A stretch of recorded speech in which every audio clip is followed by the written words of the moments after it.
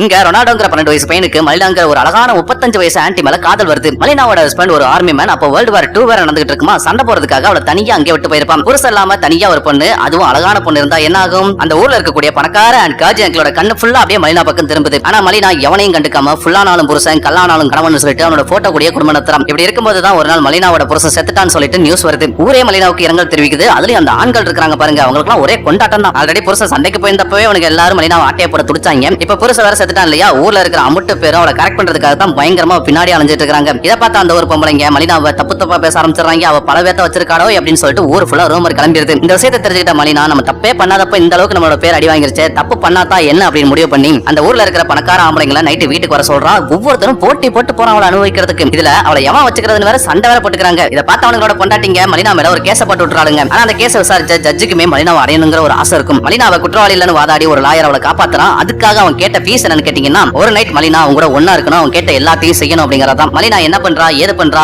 எங்க போறா, எப்படி வரா அப்படிங்கறது எல்லாத்தையுமே நம்ம ரொனால்டோ தம்பி பின்னாடியே போய் பார்த்துக்கிட்டே தான் இருப்பான். இப்படியே போயிட்டு இருக்கும்போது வேர்ல்டு வார் 2 முடிவுக்கு வந்துருது. ஊர்ல இருக்கிற ஆம்பளைங்க எல்லாரும் மலினா பின்னாடியே போறத பார்த்து அந்த ஒரு பொம்பளைங்க என்ன பண்றாங்க, மலினாவை பிடிச்சு அடிச்சு தரதரன்னு தெருவுக்கு இழுத்துட்டு வந்து அவளோட ட்ரெஸ் கிழிச்சு அவளோட முடி எல்லாத்தையும் வெட்டி அப்படியே அவளை அடி அடின்னு அடிச்சு அரை நிர்வாணம் ஆக்கிடுவாங்க. அந்த நாள் வரைக்கும் அவ கூட படுக்கன்னு ஆசைப்பட்டவன் எல்லாருமே அங்கதான் நிக்கிறான். ஆனா ஒருத்தனுமே மலினாவை காப்பாற்ற மாட்டான். அடி வாங்குறத வேடிக்கை மட்டும் தான் பார்த்துட்டு இருப்பாங்க. அவன் அடி வாங்கிட்டு எந்திரிச்சு மலினா அங்க சுத்தி நிற்கிற ஆம்பளைங்களை பார்த்து போங்கடா பொட்டைங்களான்ற மாதிரி ஒரு கத்து கத்திட்டு அப்படியே அழுதுகிட்டே அங்க போயிருவான். இதுக்கு மேல அந்த ஊர்ல இருந்தா அடி வாங்குறதுக்கு தெம்பு இல்ல, மரியாதை இல்லன்னு முடிவு பண்ண மலினா அந்த ஊரை விட்டே கிளம்பிடுறா. அவ பின்னாடியே நம்ம 12 வயசு ரொனால்டோ அவ எங்க போறா அப்படிங்கறதையும் தெரிஞ்சுக்கிறான். ஒரு நாள் போர்ல செத்து போனதா சொன்னாங்கல்ல மலினாவோட புருஷன், அவன் உயிரோட வரான். வந்தவன் மலினாவை பத்தி விசாரிச்சா ஊரே கேவலமா பேசுது. அவளா பச்சை சிவப்பு மஞ்சள் எல்லா கலர்லயும் அசிங்கமா திட்டுறாங்க. ஆனா நம்ம ரொனால்டோ மட்டும் மலினா புருஷன் கிட்ட, உங்க பொண்டாட்டி ரொம்பவே தங்கமானவங்க, இந்த ஊர்ல இருக்க நாய்ங்க யார் பேச்சையுமே கேட்காதீங்க, எல்லாரும் ஃப்ராடுக்கார நாய்ங்க, இதுதான் அவங்க இருக்கக்கூடிய அட்ரஸ், போய் கூட்டுவாங்கன்னு சொல்லி ஒரு பேப்பர் அவங்க கிட்ட தூக்கி போட்டு ஓடிடுறான். மலினாவோட ஹஸ்பண்டோ அந்த அட்ரஸ் நோட் பண்ணிட்டு இமிடியேட்டா அவளை போய் தேடி கண்டுபிடிச்சு மறுநாளே வீட்டுக்கு கூட்டு வந்துடுறான். மலினா அவளோட புருஷன் கூட வரும்போது அந்த ஊரே அப்படியே ஆச்சரியமா பார்த்துட்டு இருப்பாங்க. இந்த படத்தை எதுக்காக எடுத்திருப்பாங்கன்னு கேட்டீங்கன்னா, ஒரு ஆம்பளை இன்னொரு ஆம்பளை எக்காரணத்தை கொண்டு குறை சொல்ல மாட்டான். ஆனா அதே இது ஒரு பொம்பளை இன்னொரு ஆம்பளை கிட்ட பேசிட்டான்னு வச்சுக்கோங்க, அவ்வளவுதான் சோலி முடிஞ்சது. அந்த பொண்ணு ஐட்டம்னு சொல்லிட்டு இமிடியேட்டா முத்திர குத்திடுவாங்க.